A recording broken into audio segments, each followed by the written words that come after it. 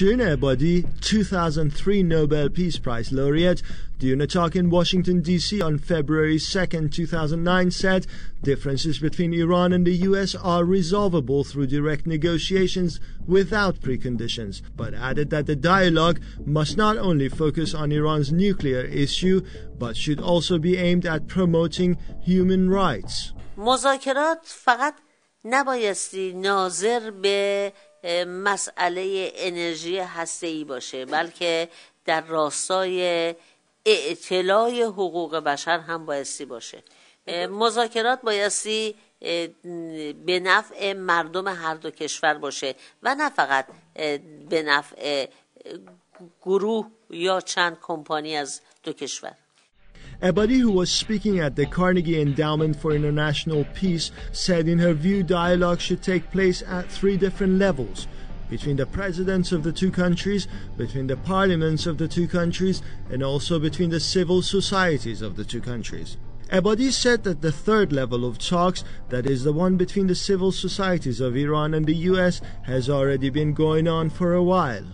اما در زمینه مذاکره بین جامعه مدنی دو کشور بایستی بگم که این مذاکره در حقیقت از طریق اساتید ایرانی که در اینجا هستن، از طریق دانشجویان ما، از طریق خبرنگارانی که شما به ایران میفرستید مدت ها شروع شده.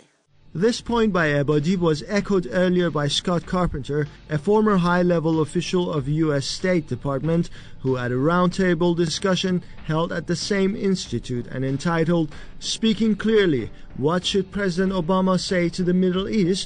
pointed to the need to include human rights and democracy in any talks with Iran. What I think the Obama administration, the approach will be to immediately set about finding a way to engage with the leadership of Iran, to find a way to be able to sit down around the table with that leadership to talk about a number of issues. But unfortunately, those issues will be very limited, and they will relate primarily to the nuclear file. I am not against trying to find a way to engage with Iran, but I think you have to do it in a way that does not imply to the Iranian people that you're going to cut a deal above their heads with a government that they don't like in a way that hurts or limits their interests or their aspirations. So I think if you're going to talk with Iran, you need to talk about with all the issues on the table, not just Iran, but also democracy, human rights, their influence in the rest of the region, etc. Ebadi said that the main focus of her speech was the correlation between human rights and Islam.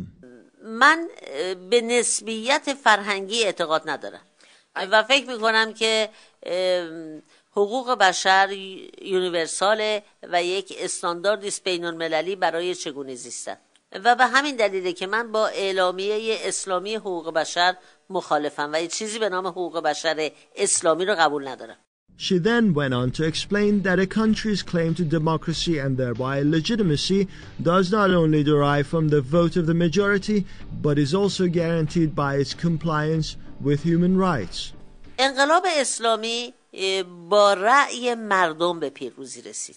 شما تحت هیچ ضابطه‌ای نمیشه گفتش که در سال 1357 مردم این حکومت اسلامی رو نمیخواستن. نه، رأی داده بودن به جمهوری اسلامی. بنابراین حکومت از بابت رأی حکومت جمهوری اسلامی از بابت رأی گرفتن در سال 1357 مقبولیت داره، اما آیا مشروعیت هم داره؟ In answering the question regarding legitimacy, Ebadi gave a litany of human rights violations by the Islamic Republic, such as the violation of the rights of women and minorities, before going on to say, اکثریتی که در یک انتخابات آزاد به قدرت میرسه حق نداره جلوی آزادی بیان رو بگیره. بنابراین اکثریت به قدرت رسیده مشروعیت خودش رو از صندوق رأی به تنهایی نمیگیره، بلکه مشروعیت خودش رو از صندوق رأی و احترام به حقوق بشر توأمن میگیره.